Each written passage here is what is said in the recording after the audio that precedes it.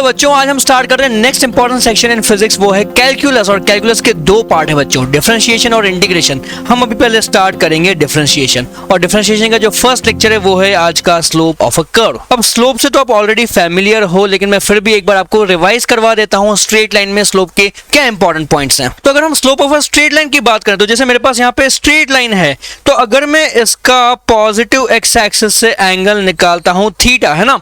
आपका first important point क्या है? Theta is the angle with positive x axis. Okay, तो अगर मुझे एंगल मिल जाता है तो देन मैं स्लोप निकाल सकता हूं इस लाइन का। स्लोप को हमने सिंबल दिया हुआ है m, उसको हम लिखेंगे tan थीटा। जितना थीटा ज्यादा होगा उतना स्लोप ज्यादा होगा, जितना थीटा कम उतना स्लोप कम। इसके अलावा एक और पॉइंट मैंने बताया था, अगर मैं इस लाइन पे कोई रैंडमली दो पॉइंट ले लेता हूं, जैसे मैंने यहां पर एक पॉइंट लिया और यहां पर एक पॉइंट लिया। फर्स्ट पॉइंट के कोऑर्डिनेट्स हैं x1, y1 और सेकंड पॉइंट के कोऑर्डिनेट्स हैं x2, y2। तो इन दैट केस अगर मैं यहाँ पर एक हॉरिजॉन्टल लाइन खींचूं और यहाँ से एक वर्टिकल लाइन खींचूं तो ये 90 डिग्री एंगल बनेगा। और ये जो हॉरिजॉन्टल डिस्टेंस होगा ये आपका कितना होगा? This will be x2 minus x1, है ना।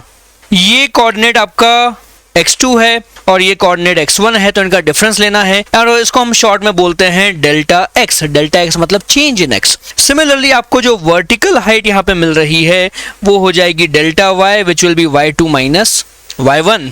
अब बच्चों, क्योंकि ये एंगल थीटा है तो सिमिलरली आपका ये एंगल भी थीटा हो जाता है। एंड देन मैं लिख सकता हूँ स्लोप को अगेन tan थीटा। आपका यहाँ से क्या मिल रहा है इस राइट ट्राइंगल से? परपेंडिकुलर डिवाइडेड बाय बेस, तो यहाँ मुझे मिल जाएगा delta y by delta x। अब यहाँ पे बच्चों दो काफी इंपॉर्टेंट पॉइंट नोट करने लायक हैं। वो क्या हैं कि अगर आप ये डेल्टा x और डेल्टा y पूरी लाइन पे कहीं पे भी ले लो, जैसे मैं ये डेल्टा x और डेल्टा y को मान लो मैं शिफ्ट करके नीचे ले गया, तो अब ऑब्जर्व करो वो हर जगह कर्व के साथ प्रॉपर्ली मैच हो रहा है। ठीक है, मैं इसको नीचे रखूं या ऊपर रखूं या किसी भी लोकेशन पे रखूं, बस उसके दोनों पॉइंट्स लाइन को टच होने चाहिए। तो हर जगह आपका डेल्टा y और डेल्टा x का रेशियो सेम है, तो सेम वैल्यू ऑफ स्लोप, है ना। Delta y by delta x क्या है आपका slope? So same value of m everywhere on the line. अब नेक्स्ट इंपॉर्टेंट पॉइंट यहाँ पे बच्चों क्या बनता है? आप ये डेल्टा x को कितना भी छोटा करो, जैसे मान लो मैंने यहाँ पे छोटा सा डेल्टा x लिया तो उसके अगेंस्ट यहाँ पे छोटा सा डेल्टा y मिलेगा, है ना।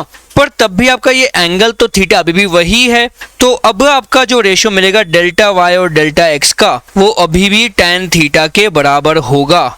यानी कि मैं कितना भी छोटा सेक्शन लेके delta y by delta x करूं या बड़ा सेक्शन लेके delta y by delta x करूं, मुझे रेशियो हमेशा सेम मिलेगा। तो मैं यहाँ पे लिख सकता हूं कि आपका जो स्लोप है, slope is independent of delta x। मतलब आपका डेल्टा x छोटा है तब भी स्लोप वही मिलेगा, डेल्टा x बड़ा है तब भी स्लोप वही मिलेगा, क्योंकि आपके पास स्ट्रेट लाइन है। तो अब जरा हमें कर्वेचर के केस में समझते हैं कि स्लोप कैसे निकल सकता है। फिलहाल मैं आपको एक रफ आइडिया देता हूं, प्रॉपर डिस्क्रिप्शन हम कुछ देर बाद डिस्कस करेंगे। तो देखो यहाँ पे आपके पास एक कर्वेचर है, अब ये स्ट्रेट लाइन नहीं है, तो ऐसे मान लो मैंने कहीं पे एक लाइन खींची, मैंने यहाँ पे एक लाइन खींची है, इसकी जो लेंथ होगी वो मान लो डेल्टा x हो गई, करेक्ट। अब इसके अगेंस्ट आपको यहाँ पे एक वर्टिकल लाइन खींचनी पड़ेगी, तो मैं वो खींचता हूँ यहाँ पे, तो ये आपका डेल्टा y हो जाता है क्या। अब ये डेल्टा y और डेल्टा x किन दो पॉइंट्स के लिए हैं? एक पॉइंट यहाँ पे और एक पॉइंट यहाँ पे, इन दोनों पॉइंट्स के बीच का डेल्टा y और डेल्टा x है। तो अब जरा ऑब्जर्व करो, अगर मैं अब निकालूं delta y by delta x, अगर मैं ये रेशियो निकालता हूं तो ये यहाँ पे क्या सिग्निफाई करता है? यहाँ पे ये सिग्निफाई करता है कि आप इन दोनों पॉइंट्स को एक स्ट्रेट लाइन से जोड़ दो, ठीक है। तो इस स्ट्रेट लाइन का यानी कि ये कॉर्ड का स्लोप आपको यहां से मिलता है, स्लोप ऑफ कॉर्ड। पर फिलहाल हम इग्नोर करें भाई, ये कॉर्ड और कर्वेचर का स्लोप अलग हो सकता है, फिलहाल उसको हम इग्नोर करते हैं। बस आप एक इंपॉर्टेंट पॉइंट ऑब्जर्व करो, मान लो मैंने कोई और लोकेशन पे सेम डेल्टा x यूज किया, ठीक है। अब मैंने डेल्टा x यहां से निकाल रहा हूं और ये दोनों डेल्टा x इक्वल हैं, लेकिन यहां से अब आप डेल्टा y देखो क्या आ रहा है। आपका डेल्टा y यहां पे छोटा हो गया क्या?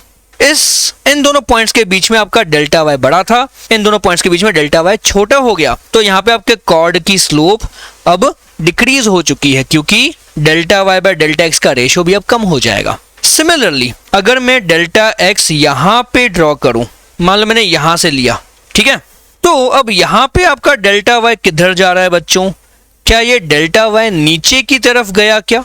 तो इसका मतलब क्योंकि ये नेगेटिव है तो आपका यहाँ पे स्लोप जो है अगर मैं m निकालूं तो क्या वो नेगेटिव हो जाएगा?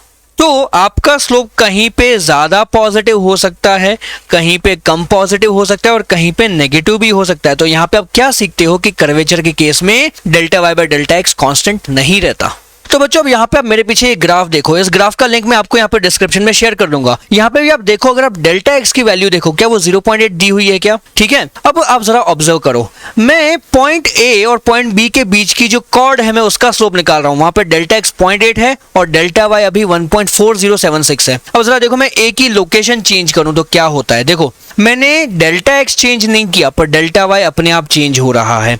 देखो यहाँ पे आप डेल्टा वाई अभी ऑलमोस्ट 0 हो गया। अब मैं थोड़ा और आगे जाऊं तो यहाँ पे डेल्टा वाई आपका नेगेटिव हो रहा है। ठीक है, अब इन सबके साथ आप स्लोप की वैल्यू को ऑब्जर्व करो क्या हो रही है। स्लोप देखो अभी 1.7595 है, अब स्लोप की वैल्यू 1.368 हो गई, अब स्लोप की वैल्यू 1.0035 हो गई, है ना। तो यहाँ पे आप ऑब्जर्व कर रहे हो कि स्लोप आपका कम होते जा रहा है और अब आपका स्लोप देखो नेगेटिव हो गया, क्या -1.1565। ओके, देन अगर आप थोड़ा और आगे बढ़ो तो आपका स्लोप फिर से पॉजिटिव हो गया। तो पूरे ग्राफ में स्लोप की वैल्यू आपकी कांस्टेंट नहीं है, वो हर जगह चेंज हो रही है। ठीक है, लेकिन अब यहाँ पे आप जरा एक चीज और ऑब्जर्व करो, ये जो स्लोप की वैल्यू आपको यहाँ पे दिख रही है एक्चुअली किसका स्लोप है? ये जो यहाँ पे कॉर्ड दिख रही है ना ग्राफ में, उसका स्लोप है। जो कॉर्ड है ए और बी को कनेक्ट करने वाली, ये ग्राफ का एग्जैक्ट स्लोप नहीं बता रही है। क्यों? क्योंकि कॉर्ड और ग्राफ तो दोनों में आप देखो काफी अंतर है, काफी डिफरेंस है। तो यहाँ पे आपका delta Y by delta X जो है वो इस कॉर्ड का स्लोप दे रहा है, इसलिए मैंने यहाँ पे लिखा है स्लोप ऑफ कॉर्ड। तो ये आपका स्लोप ऑफ ग्राफ अभी फिलहाल तो नहीं है ना, क्योंकि आपका ग्राफ कर्व्ड है। लेकिन यहाँ पे मैं एक ट्रिक लगा सकता हूं जिससे मुझे slope of chord exactly slope of graph दे सकता है। कैसे दे सकता है जरा समझो। देखो अभी तो आपका डेल्टा एक्स ना काफी बड़ा है और डेल्टा एक्स की वैल्यू इक्वल टू 0.8 है, लेकिन अगर मैं डेल्टा एक्स को श्रिंक करते जाऊं तो क्या होगा जरा ऑब्जर्व करो। आप देखो कॉर्ड के साथ क्या होता है, मैं अभी डेल्टा एक्स को देखो श्रिंक करते जा रहा हूं, आप देखो कॉर्ड अभी क्या कर रही है, धीरे धीरे कॉर्ड ग्राफ के पास में आती जा रही है जितना डेल्टा एक्स छोटा होता जाएगा।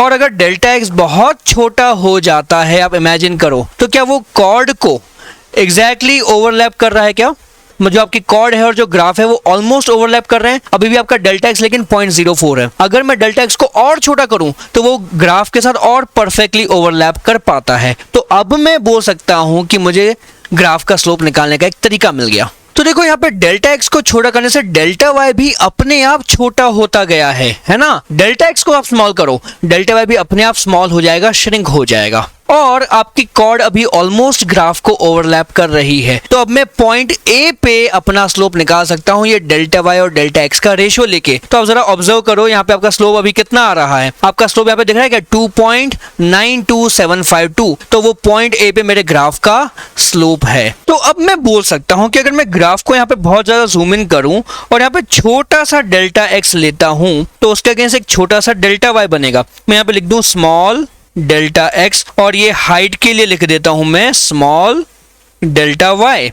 अब अगर आपका ये पॉइंट ए है तो अब क्योंकि ये जो कॉर्ड है वो ग्राफ को ऑलमोस्ट ओवरलैप कर रही है, तो अब मैं यहाँ पे लिख सकता हूं कि स्लोप एट ए आपका बन जाएगा equal to small delta X, sorry small delta Y divided by small delta X. तो यहाँ पे हमने थॉट क्या यूज किया कि ऑल्दो हमारे पास एक कर्व है, लेकिन मैं उसका एक बहुत ही छोटा सा सेक्शन लेके उस सेक्शन को एक छोटी सी स्ट्रेट लाइन मान सकता हूँ और फिर मैं उस छोटे से स्ट्रेट लाइन का स्लोप अगर निकालूं तो मुझे उस कर्वेचर का स्लोप उस पॉइंट पे दे देगा। तो बच्चों यही है आपकी बेसिक आइडिया ऑफ कैलकुलस कि हम स्ट्रेट लाइन के कॉन्सेप्ट कर्वेचर पे भी लगा पाते हैं अगर हम उस कर्वेचर को बहुत ही छोटे छोटे सेक्शन में डिवाइड कर दें। इसी तरह हम कैलकुलस में और भी बहुत सारी चीजें सीखेंगे जहां पे हमेशा हमें ये कॉन्सेप्ट यूज करना है कि हमें स्मॉल डेल्टा एक्स और स्मॉल डेल्टा वाई लेना होगा। तो अब यहाँ पे जरा ध्यान दो, मेरे पास क्या है? Small delta Y. Okay, small delta को आप लिख सकते हो डी, डेल्टा वाई मतलब चेंज इन वाई। तो यहां पे मेरे पास स्मॉल चेंज इन वाई है क्या, उसको हम शॉर्ट में लिख सकते हैं डी वाई। डी वाई मतलब स्मॉल चेंज इन वाई। और यहाँ पे डिनोमिनेटर में मेरे पास क्या है? स्मॉल चेंज इन एक्स, तो मैं नीचे लिख दूंगा डी एक्स। तो अब मेरा slope at the point A बन चुका है small change in Y divide by small change in X, यानी कि dy बाय dx। इसी को बोला जाता है बच्चों डिफरेंशिएशन। डिफरेंशिएशन मतलब क्या, यहाँ पे differentiation of y with x। मैंने यहाँ पे क्या किया, dy बाय dx, तो जो न्यूमरेटर में है मैं उसका डिफरेंशिएशन कर रहा हूँ, किसके साथ, जो डिनोमिनेटर में है उसके साथ, इसलिए हम इसको बोलते हैं differentiation of y with x। और डिफरेंशिएशन हमको क्या देता है, slope of the curve at the given point. अब बच्चों जरा अगेन यहाँ पे ऑब्जर्व करो, मेरे पास अगेन दो पॉइंट्स है a और b, और a और b के बीच में डेल्टा x अभी आपका 0.7 है, और उनको जो ज्वाइन करने वाली कॉर्ड है मैंने उसको दोनों साइड में एक्सटेंड कर दिया है, तो आपको एक पूरी ग्रीन लाइन दिख रही होगी, ये मैंने कॉर्ड को दोनों साइड एक्सटेंड कर दिया है। अब जरा अगेन ऑब्जर्व करो, मैं अगर डेल्टा x को छोटा करता हूं तो क्या होता है। देखो जैसे मैं डेल्टा x को छोटा कर रहा हूं, आपकी कॉर्ड जो है a और b के बीच का डिस्टेंस कम होते जा रहा है, और आप स्ट्रेट लाइन जो पूरी बन रही है उसको ऑब्जर्व करो क्या करेगी। ये अभी देखो एकदम छोटे होते गया है, अभी डेल्टा x आपका देखो 0.01 है, तो डेल्टा y भी उस केस में बहुत छोटा हो गया, और जो a और b को ज्वाइन करने वाली लाइन है वो अब जरा ऑब्जर्व करो वो क्या कर रही है। वो पूरी जो स्ट्रेट लाइन है वो उस ग्राफ को जस्ट टच कर रही है, ऐसा फील हो रहा है क्या। जरा एक मिनट रुको, मैं a और b को गायब कर देता हूं। तो देखो अभी आप उस लाइन को क्लियरली ऑब्जर्व करो, वो ऐसा लग रहा है कि ग्राफ पे जस्ट टच हो रही है ना। अभी आपका डेल्टा x 0.01 है, अगर मैं डेल्टा x को 0.00001 बना दूं तो ये लाइन ग्राफ को एकदम बस टच करके निकल जा रही होगी, ऐसा होगा। तो इस केस में तुम्हारी लाइन क्या बन गई है बच्चों, टेंजेंट। तो अब जो यहाँ पे ये स्लोप दिख रहा है वो क्या स्लोप है, वो डेल्टा y और डेल्टा x का रेशियो है, जो मुझे क्या दे रहा है, स्लोप ऑफ द कॉर्ड। लेकिन आपकी कॉर्ड अब बन चुकी है टेंजेंट, तो small delta y bye small delta x मुझे दे रहा है स्लोप ऑफ टेंजेंट। तो मैं बोल सकता हूं slope of tangent at a कितना हो जाएगा, again small delta y bye small delta x। तो उसको मैं अगेन लिख सकता हूं dy बाय dx। तो अब मुझे डिफरेंशिएशन के दो मीनिंग मिल गए। पहली बात तो डिफरेंशिएशन आपका क्या दे रहा है, स्लोप ऑफ द कर्वेचर, और दूसरी बात आपका डिफरेंशिएशन अब दे रहा है slope of the tangent at the given point. तो मैं इन दोनों को कनेक्ट करके एक और पॉइंट बोल सकता हूं कि slope of tangent is also equal to slope of curve at a। Slope of tangent at a equal to slope of curve at a। तो अब मेरे पास दो मेथड हैं स्लोप निकालने के। पहला मेथड तो है कि अगर मेरे पास ग्राफ की इक्वेशन है तो मैं उसको डिफरेंशिएशन करके स्लोप निकाल सकता हूं, और जो दूसरा मेथड है कि मैं किसी पॉइंट पे एक टेंजेंट ड्रॉ कर दूं और इस टेंजेंट का फिर मैं हॉरिजॉन्टल से एंगल निकाल लूं थीटा, तो फिर मैं बोल सकता हूं कि this is equal to tan theta. मतलब आप यहाँ पे कंक्लूड कर सकते हो कि भाई dy by dx at point a is equal to tan theta, जहाँ पे थीटा क्या है, angle made by the tangent with positive x axis. तो देखो आपका स्ट्रेट लाइन का यूज फिर से आ चुका है कर्वेचर में। हमें स्ट्रेट लाइन का स्लोप निकालना आता है यूजिंग tan थीटा, तो मैं कर्वेचर पे भी एक स्ट्रेट लाइन बना दूं, कौन सी स्ट्रेट लाइन, टेंजेंट, और मैं उसका tan थीटा निकालूं तो वो भी मेरा हो जाता है स्लोप के बराबर, और वो भी हो जाता है आपका equal to dy by dx। तो हम इस कॉन्सेप्ट पे बेस एक सिंपल सा क्वेश्चन ट्राई करते हैं। यहाँ पे आपको क्या दिख रहा है, कर्वेचर दिख रहा है जिसमें मैंने बहुत सारे पॉइंट्स मार्क किए हुए हैं A B C D E F। तो हमें आइडेंटिफाई करना है points on the curve where slope is positive, negative और जीरो। तो कैसे करेंगे, मैंने आपको अभी वजह से बताया कि स्लोप निकालने के लिए वहां पे एक टेंजेंट बना दो। तो मैं हर एक पॉइंट पे वन बाय वन टेंजेंट बनाता हूं और ऑब्जर्व करता हूं क्या होता है। तो फर्स्ट ऑफ ऑल मैंने टेंजेंट बनाया यहाँ पे, तो यहाँ पे आपका जो टेंजेंट है बच्चों, क्या वो पॉजिटिव x एक्सिस के साथ ऑब्ट्यूज एंगल बना रहा है क्या। मतलब यहाँ पे आपका जो स्लोप है वो अगर मैं tan थीटा लूं, ये आपका थीटा है, तो थीटा आपका क्या है, ऑब्ट्यूज एंगल, तो ऑब्ट्यूज एंगल के केस में tan थीटा हो जाता है नेगेटिव, तो पॉइंट A पे आपका स्लोप हो जाएगा नेगेटिव। अब जरा पॉइंट B पे आप ऑब्जर्व करके बताओ क्या स्लोप बनेगा। तो पॉइंट B आपका ग्राफ के एकदम बॉटम मोस्ट पॉइंट पे है, तो अगर मैं यहाँ पे टेंजेंट बनाता हूं तो ये टेंजेंट आपका हॉरिजॉन्टल है क्या, दैट मीन्स इसका एंगल x एक्सिस के साथ 0 डिग्री हो जाएगा। तो ऐसे में स्लोप आपका क्या हो जाएगा, tan ऑफ 0 यानी कि 0। तो B पॉइंट पे आपका स्लोप हो जाता है 0। और ये काफी इंपॉर्टेंट कॉन्सेप्ट है बच्चों कि ग्राफ में जिस भी पॉइंट पे आपका टेंजेंट हॉरिजॉन्टल हो रहा है तो वहां पे स्लोप 0, मतलब वहां पे dy बाई dx जीरो हो जाएगा। तो बी पॉइंट पे आपका dy बाई डी एक्स क्या है, जीरो है।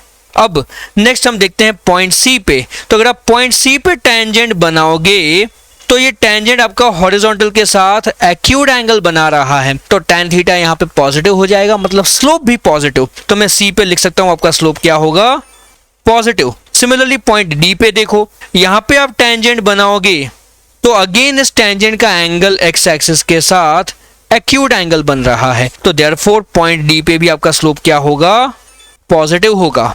अब पॉइंट ई पे आप खुद बताओ क्या होगा, काफी इंटरेस्टिंग है। पॉइंट ई पे अगर मैं टेंजेंट बनाता हूं तो ये टेंजेंट आपका हॉरिजॉन्टल बना, और हॉरिजॉन्टल टेंजेंट मतलब उसका स्लोप जीरो, तो पॉइंट ई पे मेरा स्लोप हो जाएगा जीरो बच्चों। देन फाइनली अब एफ पे आप गेस कर सकते हो बहुत इजीली। अगर मैं एफ पे टेंजेंट बनाऊं तो इस टेंजेंट का एंगल पॉजिटिव एक्स एक्सिस से ऑब्ट्यूज एंगल बनेगा, इसलिए यहां पे आपका स्लोप हो जाएगा नेगेटिव। अब इंटरेस्टिंग बात यहां पे यह है कि मैंने बताया आपको कि slope of tangent is also slope of curve and therefore slope of tangent is equal to dy by d x. तो आपका dy बाई डी एक्स में मुझे पता चल रहा है कि ए पॉइंट पे नेगेटिव होगा, बी पॉइंट पे dy by d x zero होगा। सिमिलरली सी और डी पॉइंट पे आपका dy बाई डी एक्स क्या होगा, पॉजिटिव होगा, और ई पॉइंट पे dy by d x zero, F point पे अगेन नेगेटिव।